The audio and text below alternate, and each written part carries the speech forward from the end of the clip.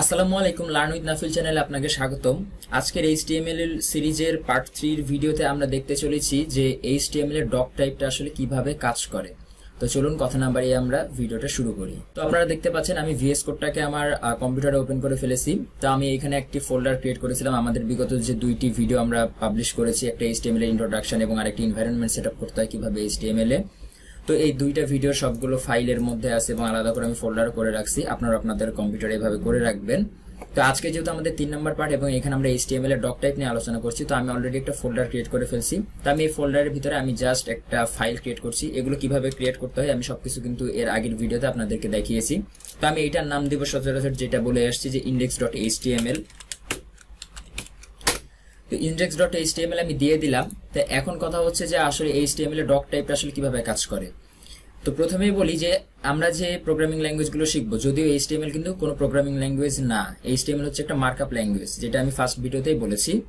তো এইচটিএমএল যে শিখবো, এই এইচটিএমএল এরও কিন্তু একটা ভার্সন আছে। ভার্সন আসলে কিভাবে কাজ করে, প্রত্যেকটা জিনিসের কিন্তু আপডেট আসে, কিছুদিন পর পর নতুন নতুন আপডেট আসে, তখন কিন্তু ভার্সনগুলো চেঞ্জ হয়।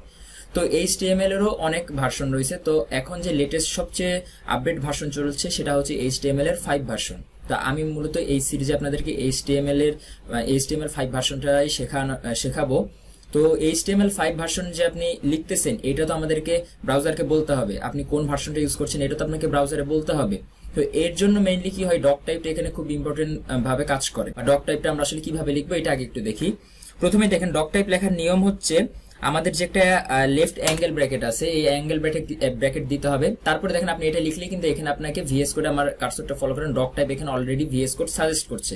বাট আমি এখন এটা দিচ্ছি না, এটা 2-3টা ভিডিও থেকে আমিও এটা ইউজ করব। প্রথমে একটু হাতে লিখে আপনাদেরকে দেখাই। যেহেতু ভিএস কোডে ইমবেড থাকে, তো এখানে আপনাকে অনেকগুলো কোড অটোমেটিক সাজেস্ট করবে ভিএস কোড থেকে। তো আমরা প্রথমে এটা না নিই। তো দেখেন, ডক টাইপ লেখার নিয়ম হচ্ছে প্রথমে একটা লেফট অ্যাঙ্গেল ব্র্যাকেট দিলাম, তারপর আমাদের যে এক্সক্লেমেশন মার্ক আছে, যেটা আপনার 1 আছে, আপনি যদি শিফট চেপে ধরে 1টাকে ক্লিক দেন তাহলে এই যে এটা চলে আসবে, এক্সক্লেমেশন মার্ক বলা হয়। তো এরপরে আমরা ডক টাইপ কিন্তু আপনার হচ্ছে কয়েকভাবে লিখতে পারি, ঠিক আছে। তো প্রথমে দেখেন আমরা এইভাবে লিখতে পারি, দেখেন DOCTYPE, ডক টাইপ এইভাবে দিতে পারি। তারপরে ধরেন HTML এইভাবে দিয়ে দিতে পারি, ঠিক আছে। এইটা এইভাবে কিন্তু আমরা ডক টাইপ এইচটিএমএলটাকে লিখতে পারি। এটা গেল আমাদের একটা রুলস। আমরা সেকেন্ড যেভাবে লিখতে পারি সেটা হচ্ছে আমরা সেম অ্যাজ আবার লেফট অ্যাঙ্গেল ব্র্যাকেট দিব, তারপরে আবার এক্সক্লেমেশন মার্ক দিব, তারপরে আমরা এই ডক টাইপের ডিটাকে বড় হাতে দিতে পারি, ঠিক আছে। তারপরে আমরা কিন্তু এই যে এইভাবে কিন্তু ডক টাইপটাকে লিখতে পারি, ঠিক আছে। আর আরেকটা ভাবে আমরা লিখতে পারি, সেটা হচ্ছে সবগুলো আপনার ছোট হাতের দিয়ে, হ্যাঁ, ডক টাইপ, তারপরে হবে এখানে HTML। তো আমরা কিন্তু মেইনলি এই 3টা ভাবে আমরা ডক টাইপ লিখতে পারি, ঠিক আছে। আপনি চাইলে এই প্রথমে আমি যেটা লিখছি, ডক টাইপের সবগুলো লেটার গুলো বড় হাতের হবে ডক টাইপ, তারপরে HTML সবগুলো ছোট হাতের। আপনারা চাইলে আমি সেকেন্ড যে লাইনটা লিখছি, ডক টাইপের ডিটা বড় হাতের, তারপরে HTML লিখতে পারেন। আর তারপরে আরেকটা যেটা আছে, পুরোটাই আপনি ডক টাইপ ছোট হাতে লিখতে পারেন, ঠিক আছে। কিন্তু মেইনলি আমরা যখন এরপরে 2-3টা ভিডিও থেকে যখন এইচটিএমএল একদম কোডগুলো শেখা শুরু করবো, এইচটিএমএল এর বেসিক স্ট্রাকচারগুলো শেখা শুরু করবো, তখন থেকে কি করব, তখন থেকে কিন্তু আমরা এই প্রথমটা ইউজ করব। প্রথমটা ইউজ করার কারণ হচ্ছে আমাদের যখন এই যে এইখানে লেফট অ্যাঙ্গেল ব্র্যাকেট দিয়ে যখনই আমরা এক্সক্লেমেশন মার্ক দিব, তখন কিন্তু আমরা অটোমেটিক ডক টাইপটা এই ভিএস কোড থেকে সাজেস্ট করবো। আপনি ওটা ক্লিক দিলে তখন এখানে ভিএস কোডের ডিফল্ট ভাবে কিন্তু এই প্রথম লাইনটাকে সেট করা থাকে, হ্যাঁ, ডক টাইপের সবগুলো লেটার বড় হাতের হবে, এইটাই চলে আসে ভিএস কোডে। তো আমরা এটা ইউজ করব। তো আসেন দেখেন, এই যে ডক টাইপটা আমরা লিখলাম, এটা আমাদের আসলে ওয়েব পেজের কোন জায়গায় আসলে শো করে। আমি যার জন্য এটাকে কি করছি, লাইভ সার্ভার দিয়ে একটু আমি রাইট ক্লিক দিয়ে লাইভ সার্ভার ওপেন করে নিচ্ছি এটাকে আমার ব্রাউজারে। তো এইখানে দেখেন ওপেন করলে কি হচ্ছে, দেখেন এখানে আমি কিন্তু কোনো কিছু দেখতে পাচ্ছি না। কারণ কি, কারণ এইখানে এই যে আমার এই ভিডিও, এইখানে আমি কোনো কিছু লিখি না। এর আগের দিন আমি কিন্তু লার্ন এইচটিএমএল বা হ্যালো ওয়ার্ল্ড এরকম কিছু একটা লিখেছিলাম। বাট এখন এইখানে আমি ডক টাইপটা লিখেছি, বাট আমার ব্রাউজারে, এই যে ওয়েব যে ব্রাউজার আছে, এই ওয়েব ব্রাউজারে কিন্তু শো করছে না। বাট এটা আমরা কোথা থেকে দেখতে পারি, আমরা যে ডক টাইপ লিখছি এটা তো আমাদেরকে দেখতে হবে। তো এইটা দেখার জন্য কি করবেন, রাইট ক্লিক দিবেন। রাইট ক্লিক দিয়ে এখানে দেখেন ভিউ পেজ সোর্স বলে একটা অপশন আছে, এটাতে যে আপনি ক্লিক দেন তাইলে দেখেন এই যে এইখানে দেখা যাইতেছে, ঠিক আছে। আমরা কয়টা লিখছি, 3টা লিখছি না, এই যে ডক টাইপ এইচটিএমএল, তারপরে doc type HTML, doc type HTML. Doc type এইচটিএমএলটা কিন্তু আমরা ভিউ সোর্স পেজ থেকে দেখতে পারতেছি, ঠিক আছে। এইটা ব্রাউজারে দেখা যায়, কিন্তু এটা আমাদের যে ইউজার আছে বা যে ভিজিটর আছে ওয়েবসাইটে, তারা কিন্তু এটা দেখতে পারেন, ঠিক আছে। বাট আপনি এর আগের দিন আমি বলছি, আপনি যদি এখন এখানে একটা জাস্ট লিখেন, আবার হ্যালো ওয়ার্ল্ড যদি আপনি লিখেন, তাহলে দেখেন এটা কিন্তু আপনার ব্রাউজারে শো করবে। এটা কিন্তু আপনার ব্রাউজারে শো করবে। এই যে রিফ্রেশ দিলে দেখেন আপনি এখানে কাজ করতেছে, দেখেন এই যে হ্যালো ওয়ার্ল্ড, আমি একটু জুম করি, এই যে হ্যালো ওয়ার্ল্ড কিন্তু লেখা দেখাচ্ছে, বাট আমরা যে ডক টাইপ লিখছি সেই ডক টাইপটা কিন্তু এইখানে দেখা যাচ্ছে না। এটা আমাদের কি করতে হচ্ছে, রাইট ক্লিক দিয়ে ভিউ সোর্স পেজে যাইতে হচ্ছে, তারপরে কিন্তু আমরা এখানে এখানে কিন্তু আমরা হ্যালো ওয়ার্ল্ডও দেখতে পাচ্ছি, বাট এই যে ডক টাইপ HTML আছে এইটা দেখা যাচ্ছে না। এটা কিন্তু একটু একটা বলি, HTML এ কমেন্ট বলে একটা জিনিস আছে, তো এই কমেন্ট হয়ে আছে এটা, ঠিক আছে। এই কমেন্টটা কি, এটা আমরা আরো 5, 6, 7টা ভিডিও পরে দেখবো ইনশাল্লাহ।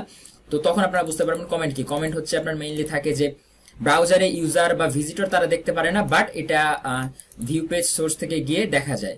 তো এইটা হচ্ছে আমরা এইখান থেকে দেখতে পারতেছি, ঠিক আছে। আপনি শুধু আমাদের ওয়েবসাইট না, আপনি যে কোনো একটা ওয়েবসাইটে যান, মনে করেন আমাদের ঢাকা পোস্ট হচ্ছে একটা নিউজ পোর্টাল ওয়েবসাইট, এই ওয়েবসাইটে যদি যান, এখানে গিয়ে আপনি জাস্ট রাইট ক্লিক দেন, ভিউ পেজ সোর্সে যান, এখানে দেখেন এই যে দেখেন ফার্স্ট লাইন কি আছে, এই ডক টাইপ HTML লেখা আছে, ঠিক আছে। আবার ধরেন আর কি আছে, আমরা যদি দারাজের ওয়েবসাইটে যাই, আমাদের দারাজের ওয়েবসাইটে গেলেও কিন্তু আমরা দেখতে পাবো এখানে ডক টাইপ, মানে যে কোনো ওয়েবসাইটে আপনি গেলেই কিন্তু এই ভিউ পেজ সোর্সে গেলে কিন্তু প্রথম লাইনটাই থাকে এদের, এই যে দেখেন ডক টাইপ HTML। এই ডক টাইপ HTMLটা কেন থাকে, আমি এই ভিডিওর প্রথমে আপনাদেরকে বলছি যে ডক টাইপ HTML যখন থাকবে আপনার ওয়েবসাইটের মানে ওয়েব পেজের একটা, এই শুরুতে আপনাকে দিয়ে দিতে হবে, কারণ আমি কি বলছি, ব্রাউজার কিন্তু এই ওপর থেকে নিচের দিকে পড়তে আসে, ওপর থেকে সে পড়া শুরু করে, সে কিন্তু নিচ থেকে পড়া শুরু করে না। তাই যখন আপনার ওপর থেকে নিচের দিকে পড়তে আসতে, তখন এই প্রথমে দেখে যে ডক টাইপ HTML, যখন সে দেখে যে ডক টাইপ HTML লেখা আছে, তখন ব্রাউজার বুঝে যে ও আচ্ছা, এই ওয়েব পেজে যা কোডগুলো আছে এগুলো হচ্ছে HTML5 ভার্সনের, মানে এখানে HTML5 ভার্সন ইউজ করা হয়েছে। এই কারণে আপনার ডক টাইপ HTMLটাকে এই সবার শুরুতে আপনাকে লিখে দিতে হবে।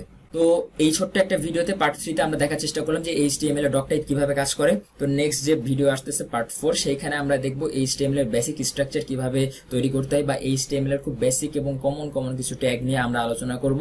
তো সেই পর্যন্ত সকলে আপনারা ভালো থাকবেন, আর অবশ্যই আমাদের চ্যানেলটিকে সাবস্ক্রাইব করবেন, কমেন্ট করে জানাবেন আপনাদের ক্লাসগুলো কেমন লাগছে, আর যে কোনো সমস্যা হলে কিন্তু আমাদের ফেসবুকে সাপোর্ট গ্রুপে আপনি পোস্ট করতে পারবেন, আমি সেখানে আপনাদেরকে সবসময় সাহায্য করার চেষ্টা করবো ইনশাআল্লাহ।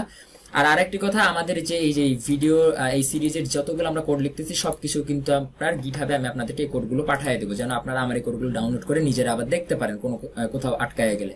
তো এই গিটহাবের যে রিপোজিটরি আছে সেইটার লিঙ্ক এবং ফেসবুক যে সাপোর্ট গ্রুপ আছে, এই দুইটা লিঙ্ক আমাদের ডেসক্রিপশনে দেওয়া আছে, আপনারা চাইলে সেখান থেকে নিয়ে নিতে পারেন। তো নেক্সট ভিডিওতে আপনাদের সাথে দেখা হচ্ছে, সেই পর্যন্ত সকলে ভালো থাকবেন, আসসালামু আলাইকুম।